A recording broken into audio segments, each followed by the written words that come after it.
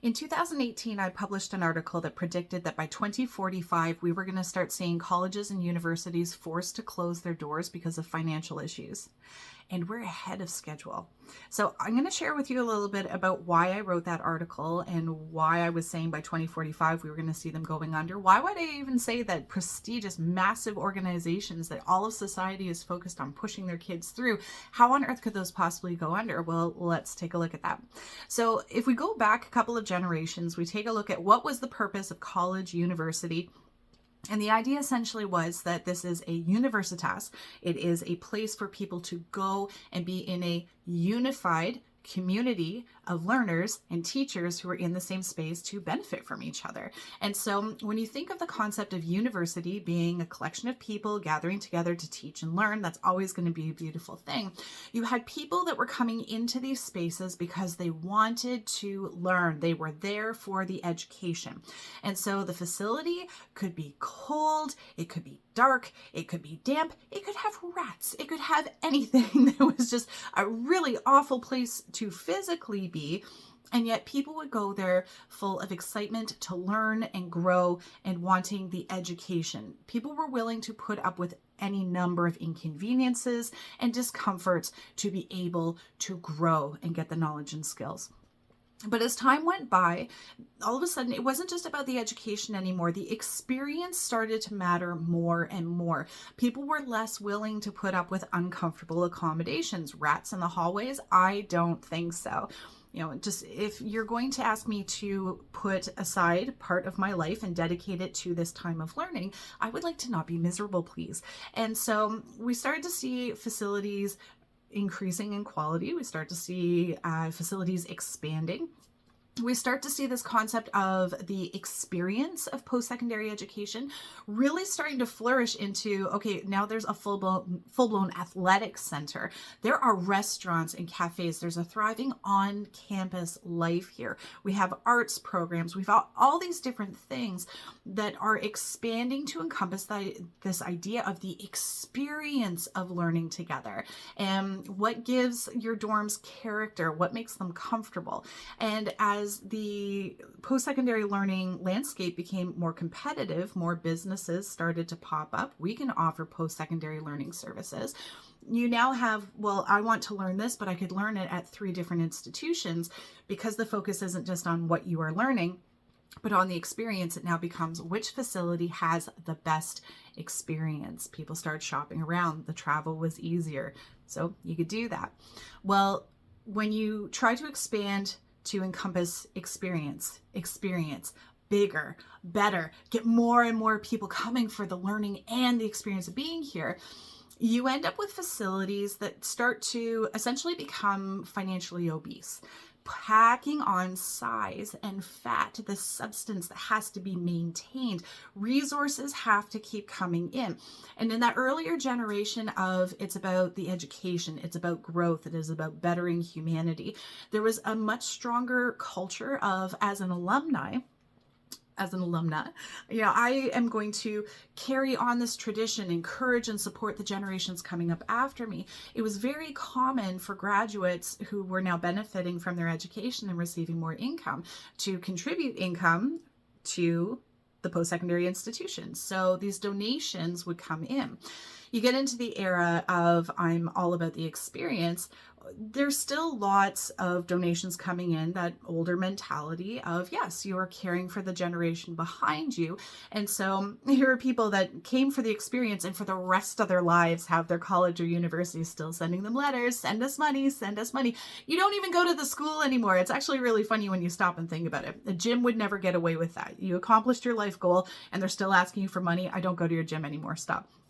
But post-secondary institutions, there's a culture of that. So yeah, support the next generation, support our facilities.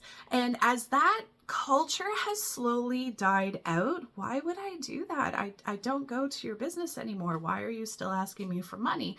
Then these glutted organizations that had massive donations from a culture that allowed them to build athletic complexes and that allowed them to build entertainment facilities and cafes and restaurants and do all of this landscaping that now needs ongoing maintenance. All of a sudden, the funds are dwindling to be able to pay for all of those things. Where do we get that money from? How do we keep this experience going? And so you have businesses that unfortunately have not great business models, because while the heart of learning is eternal, we as human beings will always, always, always be lifelong learners. We will always benefit from growth. Growth will always be a sign of life. That universitas, that gathering of people to teach and to learn, will always, always be a part of the human fabric. So that part is wonderful. But the business model that we see in post-secondary industries now is a hot mess. I would call it a full-blown dumpster fire at this point, because the context in which that universitas, was surrounded by, it changed. It changed really rapidly because we exited the industrial era. We're now in the information age. This is the most rapid transition, not only into another age, okay, industrial age, information age. This isn't changing from a decade to decade, century to century, an age that matters. And the information age is the fastest moving one that we have seen, that we know of in human history. So we have this context surrounding the universitas of industrial age mentality, information age mentality. I'm here for my education. I'm here for the learning and the experience of learning. And that rapid change has brought us into the era that we're in now and have been for some time. And that's that you've got people now questioning, not, what am I going to learn? What's my experience going to be like? But generations, multiple generations are now questioning, why do I even need to go to a post-secondary institution in the first place?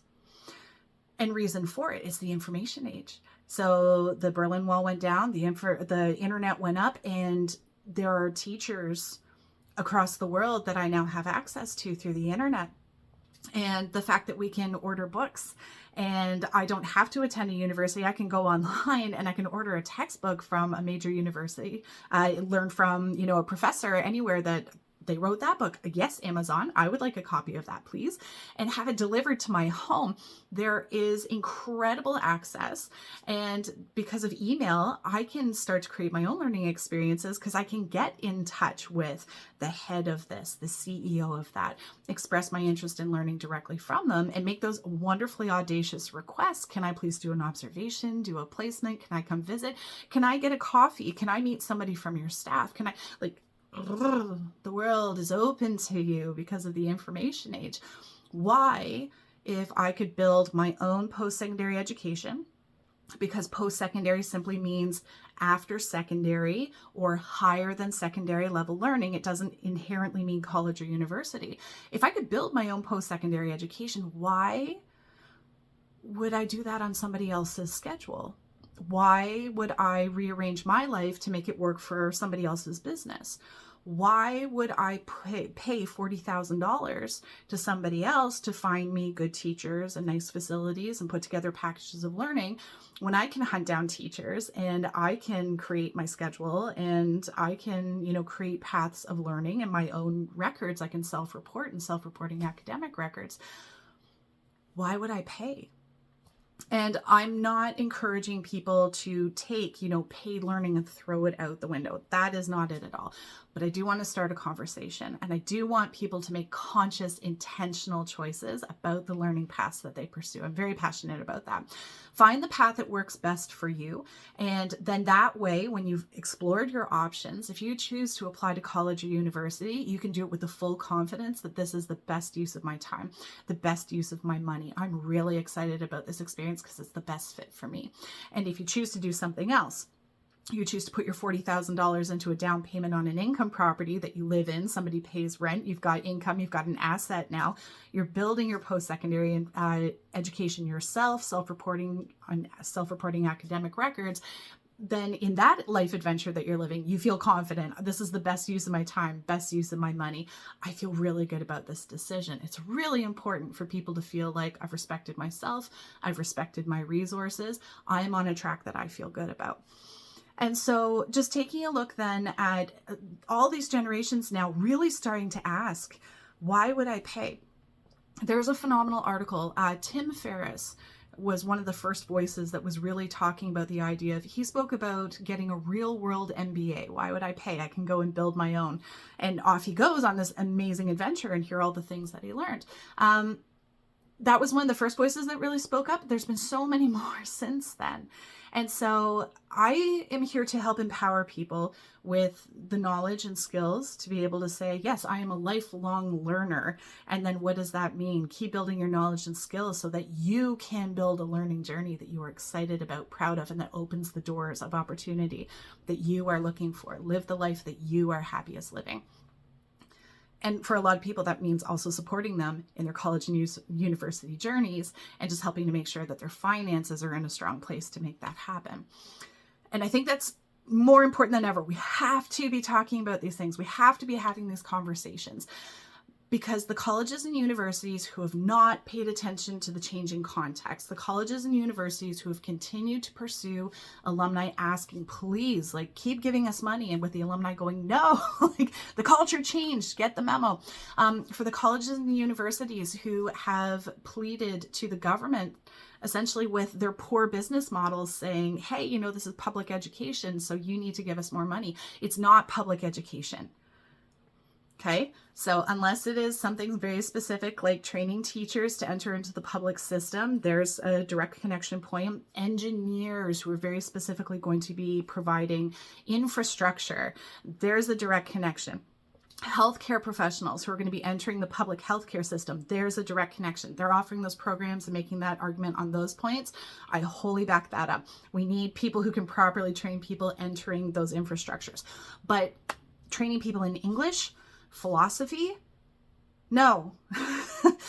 No. So taking a look at, I'm sorry, I get passionate sometimes, and that also means that I lost my train of thought. Taking a look at the different organizations that are looking at the government saying, you need to bail us out, like you have responsibility here. No, they don't. The colleges and universities have responsibility for building more responsible business models. And some of them are going to figure it out. And if anybody with one of those institutions is watching, I would absolutely love to help you with that. There's actually a fairly straightforward solution in the realm of lifelong learning. You already have the tools and I can show you how to use them. I would be more than happy. Please reach out to me and I would love to have a conversation with you. So I do want to support the longevity and the well-being of our colleges and universities who are interested in enacting responsible business models, because I am deeply concerned that especially what I'm seeing here in Canada, that we're going to hell in a handbasket for what we're doing to international students, looking for money from people who are paying so much more and doing so much more just to get that money in the first place. The sacrifices being made. That's not an okay source of income. If somebody wants to be here and they have the money or we can support them, that's great. But bringing in international students the way that we're doing it, not okay. The institutions that are leaning on the vulnerable in order to maintain unethical, irresponsible business models, I would say they need to go. And when they go, it's like a big oak tree that when it falls over, then all of a sudden the sunlight and the water can get to other institutions that are now able to grow and flourish. Sometimes something that is dead and rotten needs to go. And I think that's the era that we're in right now, is that it can be beautiful. I hope that our oak trees, our old, deeply rooted institutions can find their way to those responsible business models and can find their way to really being honest about when they play a role in public well-being and when, no, this is money.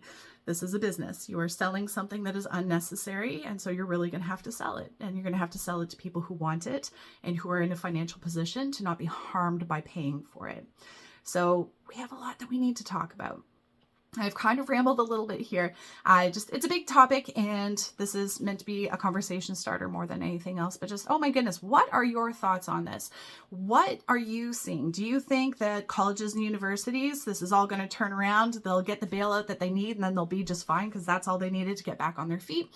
Do you think that there's more playing out and that they'll be okay? Do you think we're on a path to crash and burn and seeing a lot of colleges and universities go under?